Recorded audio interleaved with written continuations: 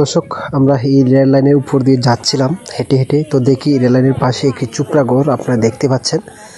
তো দেখি এখানে হয়তো কোনো মানুষ থাকতে পারে, আমাদের সাথে থাকবেন। আর আমরা এগিয়ে দেখি এখানে কে কে আছে, কে বা কারা, তারপর আমরা তাদের সাথে একটু কথা বলবো। তো চলুন দেখা যাক এখানে কে রয়েছে।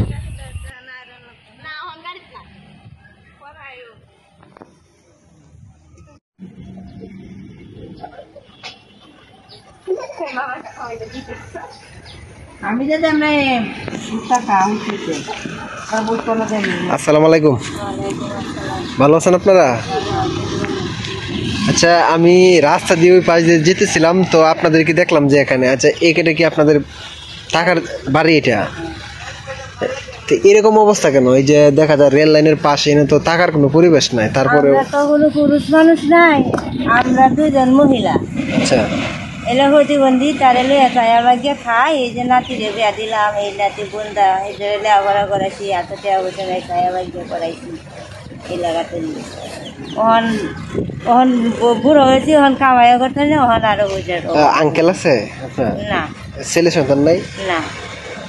তাহলে এই যে রেল লাইনের পাশে যে এইভাবে একটা গরমের বৃষ্টি বাদল অথবা কারেন্ট পানি কোনো কিছু আছে এখানে? না। তাহলে পানি কোথা থেকে আনেন? পানি মানুষের বাড়িতে আনি। আর কারেন্ট নাই? কারেন্ট নাই। যে ঝড় বৃষ্টি আসলে কিভাবে থাকেন? এইভাবেই জল দেওয়া বই থাকি আপনারা। তাহলে কি মানুষের বেশি জ্বর বৃষ্টি এলে মানুষের বাড়ি যাই গিয়ে। আচ্ছা, তাহলে আপনারা এইভাবে সংসারটা কিভাবে চালান? এই ছায়া খুঁজে চালাই, সাহায্যে ছায়া চালাই।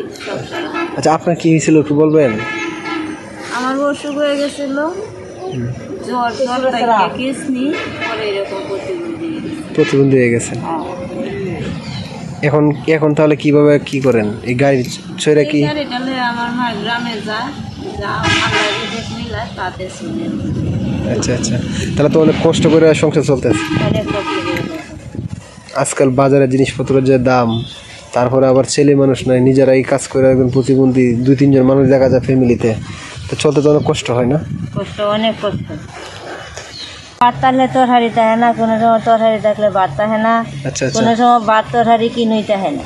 আচ্ছা, তখন কি করেন? না খাই থাকেন? না খাই থাকি, তারাইকে বিরক্ত করবো একজনের। আসলে কতটুকু অসহায় হলে মানুষ, দেখেন বাড়ির জায়গা নেই, রাস্তার পাশে রেল লাইনের পাশে একটু জায়গাতে আশ্রয় নিয়েছেন। দেখেন আপনাদেরকে আমি একটু দেখাবো, একটা চুপড়া ঘর রেল লাইনের পাশে।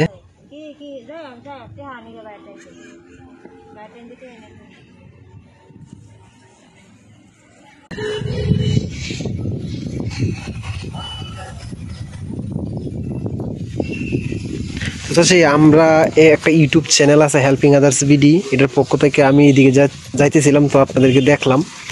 তো আমাদের এটার পক্ষ থেকে মানুষ গরিব অসহায়দেরকে কিছু সাহায্য করে থাকে। তো আপনার যে অবস্থায় যে দেখেন একটা ঘরের যে অবস্থা, আসলে মানুষ কতটুকু অসহায় হলে রাস্তার পাশে একটি টুপলি ঘর বাঁধে, যে আপনারা দেখেন।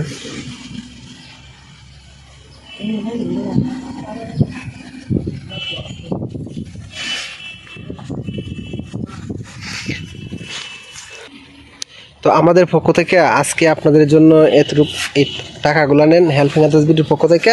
পরবর্তীতে আমরা আরও এদিকে যখন আসবো, অবশ্যই আপনাদেরকে আরও কিছু দিয়ে দেওয়ার চেষ্টা করব। তো আজকে আপনাদেরকে এই যে টাকাটা দিছি, আপনারা মানে হয়তো কিছু কিনে খাবেন অথবা একটা কাজে লাগাবেন, ওষুধ টষুধ দিব, সুস্থ থাকেন। এবং আপনারা খুশি আছেন? খুশি আছেন? তা আপনি ওনার জন্য দোয়া করবেন না? হ্যাঁ, ওনার জন্য দোয়া করবো। ওনার জন্য দোয়া করি যে আমার যারা সাহায্য করে সবার জন্যই আমি দোয়া করি। আমি তো দোষের সাহায্যে চলি। আচ্ছা আচ্ছা আচ্ছা আচ্ছা, তো আপনারা ভালো থাকবেন। আসসালামু আলাইকুম।